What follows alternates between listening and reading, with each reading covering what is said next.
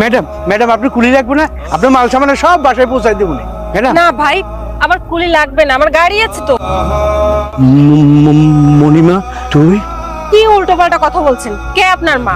আপনি আমাকে মা বলছেন কেন? মণিমা আমি তোর বাবা, তুই আমাকে চিনতে পারছিস না? হ্যাঁ আমি তোর বাবা। বাবা? আপনি কেন আমার বাবা হতে যাবেন, আর আমি কেনই বা আপনার মেয়ে হতে যাব?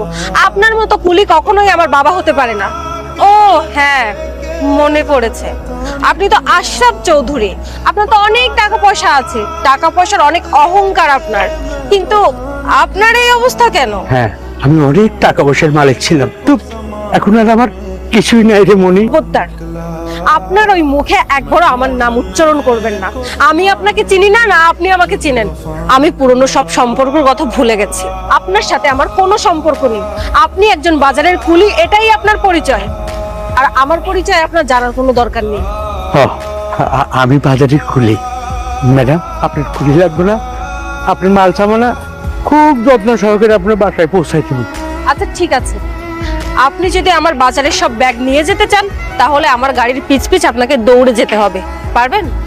হ্যাঁ পারো, আমার আমার সংসার চালানোর জন্য আমি সব পারো। হ্যাঁ সব পারো। ঠিক আছে।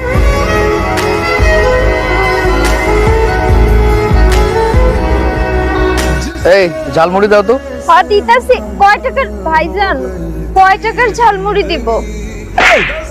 তোর এত বড় সাহস, সামান্য ঝালমুড়ি বিক্রেতা হয়ে আমাকে ভাইজান বলে কথা বলছিস? না না, মানে আমি ওইরকম কিছু বলতে চাইনি। আপনারা আমার চেনা চেনা লাগতেছে। হ্যাঁ চেনা চেনা তো লাগারই কথা। আমি কি একটা কথাই কইতে চাইতেছি যে আপনি কি আমার বড় বোনের স্বামী সাগর? না না না না, আপনি মনে হয় কোথাও ভুল করছেন। আর আমি তো চাষা ভুষা মানুষ। এখন আমার পরিচয় দিতে খুব ভালো লাগছে তাই না?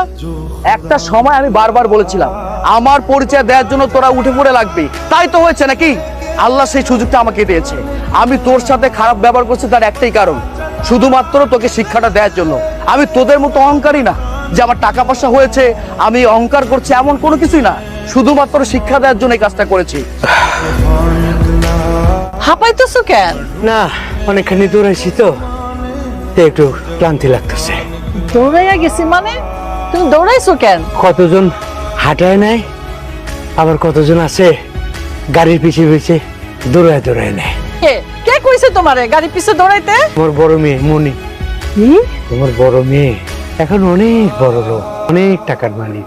তার গাড়ির পিছিয়ে দৌড়ায় দৌড়াই তো তার বাজার দিয়ে এলাম তার বাড়িতে। তোমার বড় মেয়ে এখন অনেক বড় বাড়ির মালিক, 5 তলা বিল্ডিং এর মালিক। গো বাড়িটা কোন জায়গায়?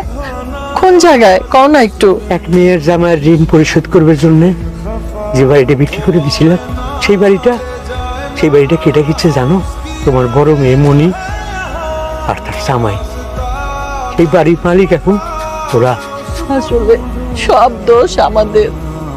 আমরা বড় মেয়ে বড় জামাই রে কত ছোট করছি, অপমান করছি, গেট থেকে দূর দূর করে তাড়াই দিছি। আজকে দেখো, আজকে ভাগ্যক্রমে ওরা থাকে 5 তলায় আর আমরা গাছতলায়। হেই নিয়তি। মন খারাপ করবো না তো কি করবো বলো? আজকে বাবা যেভাবে গাড়ির পিছনে পিছনে দৌড়াচ্ছিল, আমার না খুব কষ্ট হচ্ছিল। আমি সহ্য করতে পারছিলাম না নিজের বাবার এই অবস্থা দেখে, কিন্তু তারপরেও নিজের মনকে শক্ত করে রেখেছি। তুমি কার জন্য মন খারাপ করছো? তুমি কার জন্য কান্না করছো? তুমি কি সবকিছু ভুলে গেছো? আমার মনে আছে একটা সময় ছিল আমি যখন তোমাদের বাড়িতে আসতাম কত না অপমান হয়েছে, কত না কথা শুনেছি। আমি কান্না করছি প্রতিটা মুহূর্ত এই বাড়িতে।